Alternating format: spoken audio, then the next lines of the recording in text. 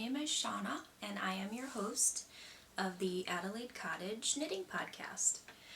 This is episode 1. It's my very first episode, and I am so excited to be chatting with you guys today. This will be about knitting,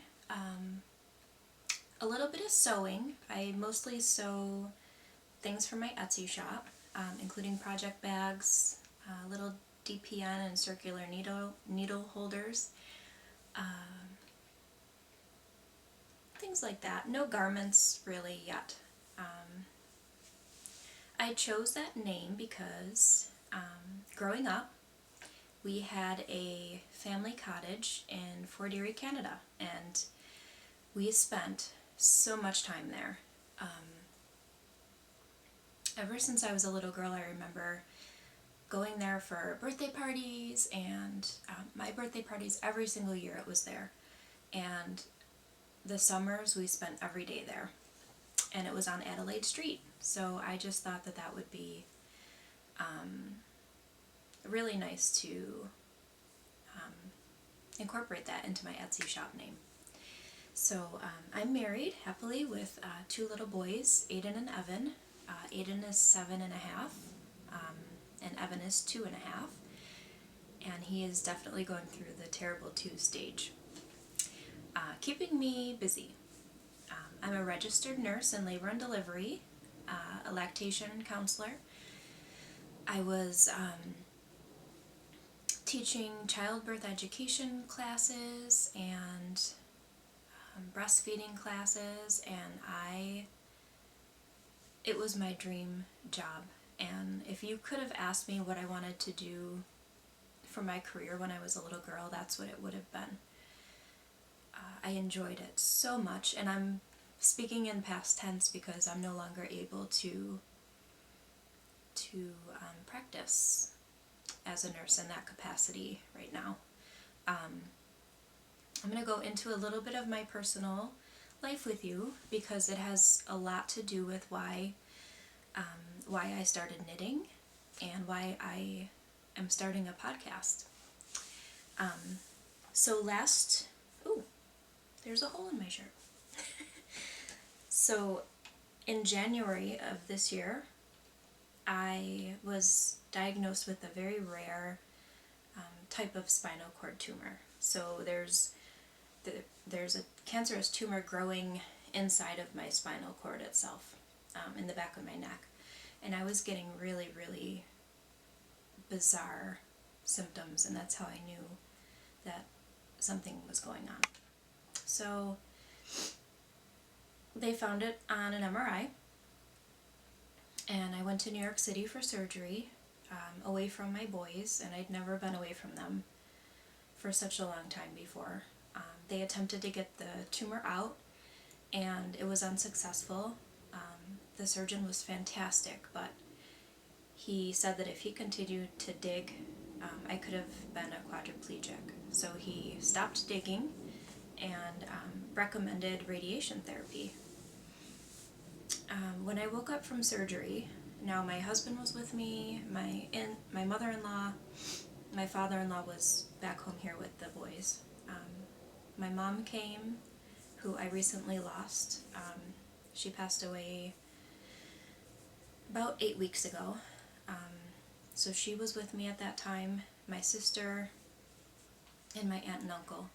And when I woke up from surgery, I had the ability to move my legs and feet, but I didn't have any idea where they were in space. So, for instance, when the doctor would wiggle my toe, I didn't know what direction it was going in, and when I stood up, I couldn't feel the ground underneath me, and I still have that loss of sensation. They call it loss of proprioception. So I get these weird electric zaps that run through my body if I move too quickly, and I have to stop what I'm doing and put everything down because there's a weakness that goes along with it. So long story short, it's not safe for me to be involved in emergency situations in the hospital setting, and be holding babies and things like that. And I miss it terribly. But for now, unless anything changes, I am home with my 2 beautiful children and my husband, and I opened up an Etsy shop, and it's keeping me busy, and I love it. It's something that I can do to occupy any free time that I have that doesn't hurt me. So that's wonderful. If you would like to follow me on Instagram, my Instagram ID is Adelaide Cottage, Adelaide Cottage, and same thing on Ravelry. And I'm going to be opening up a Adelaide Cottage group on Ravelry so that we can chat more about the podcasts and eventually do some knit-alongs and giveaways and things like that. I am sitting in front of a desk that my husband made for me. He made this when he realized how much knitting meant to me and sewing. I started knitting while I was in the hospital. That loss of feeling caused me to have to go to rehab or physical therapy, inpatient physical therapy, and I was there for 15 days, and I was not with my children, and it was the scariest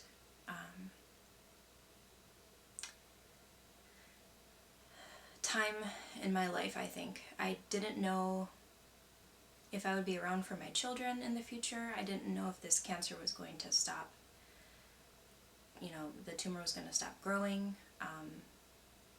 I really didn't know, and being away from my family through this all, I needed something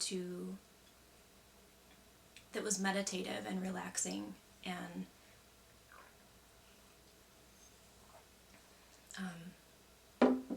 just something to kind of keep my mind off of it a little bit. And while I was in the hospital, I discovered knitting podcasts. I did not know that there were any out there. I'm not a big YouTube watcher, but I was just browsing, and the first one I found was Melody from the Mandarins podcast, and she was talking about Molly of a Homespun House, and then from Molly I learned about Kristen from the Yarngasm podcast. So it was just like a trickle effect, and it was amazing. At night, instead of crawling in a ball and falling asleep in the hospital and crying constantly, I just turned on these podcasts, and I learned so much about knitting while I was there. And the podcasters honestly touched my heart. I felt like I was getting to know them, not only on a somewhat personal level, but getting to know what they like to knit and what their favorite things are, and it was just a lot of fun. And I knew that I wanted to be closer to the knitting community in that way eventually, and I kept putting it off and putting it off. I wasn't really sure if anyone would be interested in what I had to say, but I thought, why not? Why not now? Get it started. If people like it, they'll watch. If they don't, they won't. So here I am. That is my knitting story. And backing up, my husband built this desk for me. It took him a long time and a lot of hard work, but he did such a good job. I needed a space where I can sew that's sort of at arm's level, so I didn't have to bend my neck down a lot, because that's when I get that weird weakness and electricity feeling. So he just made it to the perfect height, and he's working on a chair to match it. It's made out of this beautiful rosewood. It has drawers and pretty little knobs. There's shelves on the bottom. So I'm very proud of him. So it stores all of my craft things. So I sewed 3 hats while I was in the hospital. I sewed one for both of my children and one for my husband. And those are on my Ravelry page. I don't have them with me right now to show you, unfortunately. But they were with a bulky yarn because I was just kind of learning how to knit, and it was just easier to see the stitches with the big yarn and bigger needles. So they turned out nice though. They all really liked them. They all have pom-poms on them per their request. So they turned out nice. So what's on my needles now, you may ask? I have 2 finished objects to show you, which I'll show you next. I'm going to show you what I'm knitting right now first.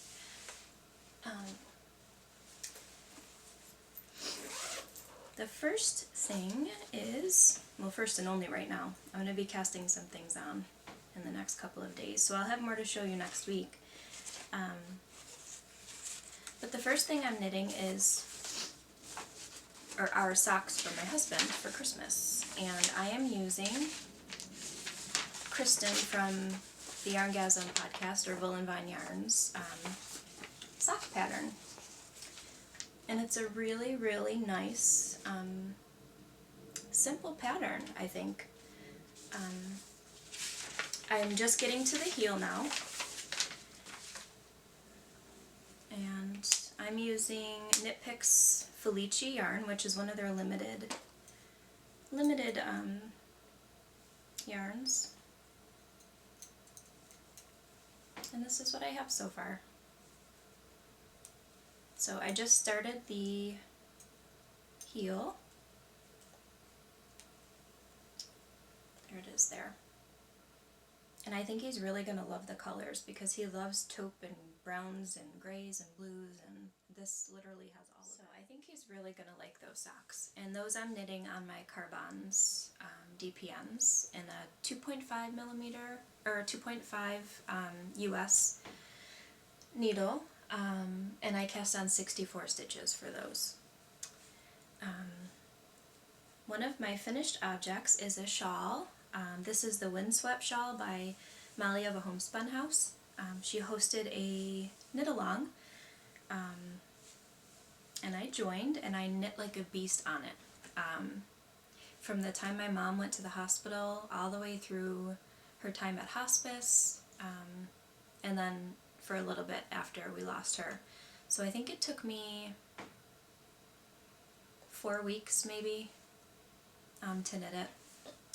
Anyhow, this is how it came out, and I love it. It's so big and cozy, and there's this really pretty textured section along the top and a really pretty florally eyelet section at the bottom, and then a picot bind off. And I've received so many compliments on this shawl when I wear it. So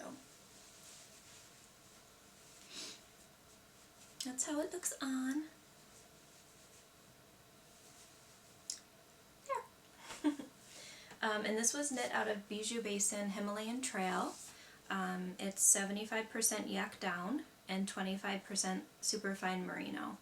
And this is the claret colorway. Claret, I don't know. Whatever. And then the next thing I cast on immediately, as soon as I saw it, is the Dew Shawl by Maria Manska of the Stitched in Sweden podcast.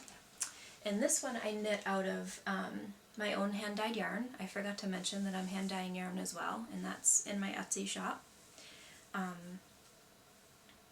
This is my pink lemonade colorway. There's specks of, I'll show you in just a second, but there's specks of like a strawberry raspberry color, specks of like a golden yellow, and then the base is like a really pretty pink. So this is it, and I have to let you know that I skipped one of the lace sections at the bottom because I knew ahead of time that I was going to be short on yardage, but I still wanted to knit it in this color, in this type of yarn. It's for my mother-in-law for Christmas. She loves pink. And so this is what the Dew Shawl is supposed to look like. There's this like wedge section, or 5 wedge sections, and then there's 2 sections of lace at the bottom, and I skipped this section. So I went right from the the main body to the bottom section of lace, and then a picot bind off. So I don't know if this is going to be blurry for you, but I think she'll really like it. She can use it like a shawlette or over her shoulders when she's dressed up. I think she'll really like it. I love the design of that one. Great job, Maria, if you're watching.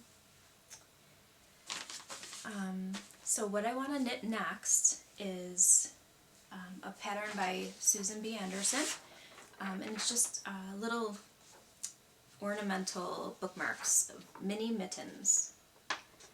I purchased the pattern already, and I'm going to cast these on in the next couple of days. I think they would make a great gift for teachers and book lovers, of course. So I might do those in a few different colors. I think they're adorable. And then also I want to cast on and join the club, the Cozy Memories Blanket Club. I feel so left out right now. I don't know why I haven't cast one on yet. I think it's because I don't have very many minis. Like I said, I'm a newer knitter. It's only been about a year. And I don't know, I don't think I even saved a little bit of yarn I had left from the projects I made in the beginning, because I didn't know that you can utilize those for projects like a Cozy Memories blanket. Rookie mistake. So I'm starting to collect minis, and I definitely want to cast those on, but I have to get some straight needles. I think I would do better with those. So yeah, a little bit about what's going on here. I forgot to mention that I live in Clarence, New York, for those of you wondering. I'm sorry, that should have been in the beginning. But it's like a suburb of Buffalo. We get tons and tons and tons of snow. Last year at this time we got 8 feet in 2 days. I'm not exaggerating. It was insane. And I'm looking outside right now and there's no snow on the ground, so this is kind of weird. But typically we are hit really hard with snow, and it's lots of fun for the kids. And I even love playing in it. So I think Evan, our smallest, will have a blast this year, because last year he was way too little to be out there for a long period of time. So we did some Christmas decorating outside yesterday. We got the lights on the house. Way at the top peak of our house, my husband went on this 40-foot ladder and put lights up. So I think that will look really pretty tonight when it gets dark out. We got a new advent calendar from a neighbor. It's beautiful. It's a big wooden boxed shaped advent calendar with big cubbies and doors, and it's musical, so every time you open a door it plays really pretty Christmas music. So the boys are enjoying that. And of course we have the elf on the shelf. His name is Pickles, and he has a pet reindeer now named Pretzel. So that's lots of fun. Lots of fun family traditions going on here.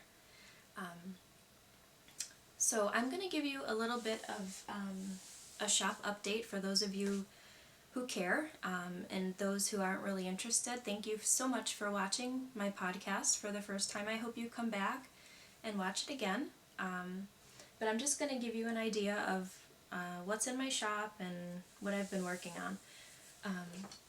So for yarns, I have 2 bases in the shop right now. The first one is the Marion base, and it's a high twist yarn, which gives really good stitch definition. It's an MCN, 80-10-10, merino cashmere nylon, and this colorway is called Sweet 16. I'm going to try to bring it close, but I'm not sure that it's going to focus. I have to work out the kinks in this whole, took off the tab for you, work out the kinks in this whole filming thing. So yeah, it's blues, pinks, purples, whites. It just reminded me of a teenage girl just starting to get into, or just starting to be interested in boys. So that's why I named it that. I have these two on the Marion base, which are very similar. I was just kind of playing around with the dye pot. This one is called Lucky Charms. It's a light pink base with yellows and golds and grays and raspberry color specks. This is called Wine and Cheese.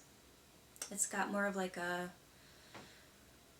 Merlot kind of color with golds and a light pink base. And then these are very rustic colorways. I'm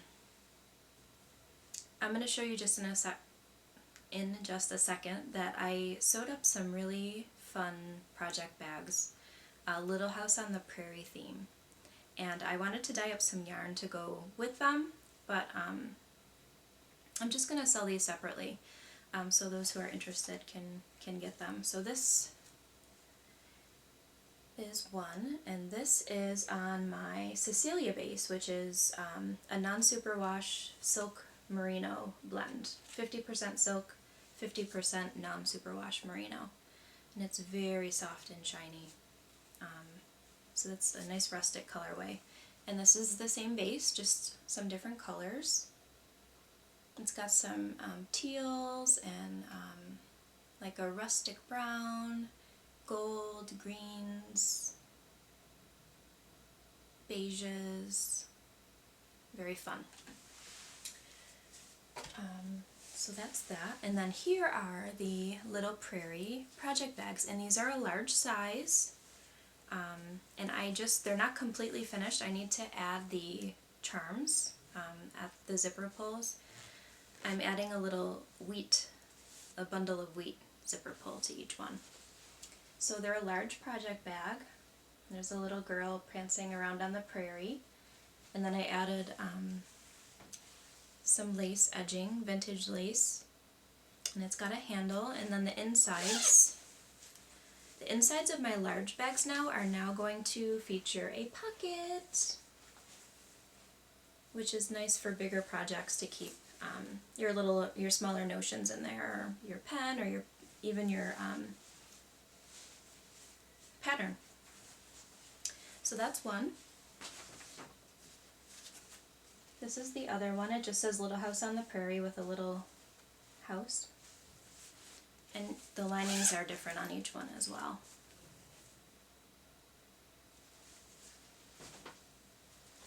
I love this one. How sweet is that?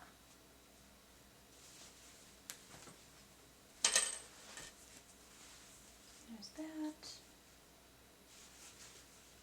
And then each of these is going to come in a bundle and be sold together with a DPN or even circular needle holder. And it's got the little snaps so that you can secure your project in there. So each one of those bags will come with one of those needle holders. And then there's the pink one. And then I'm also selling the needle holders separately in all kinds of different patterns of fabric. So that's a lot of fun. And then for regular bags, there are a ton in the shop.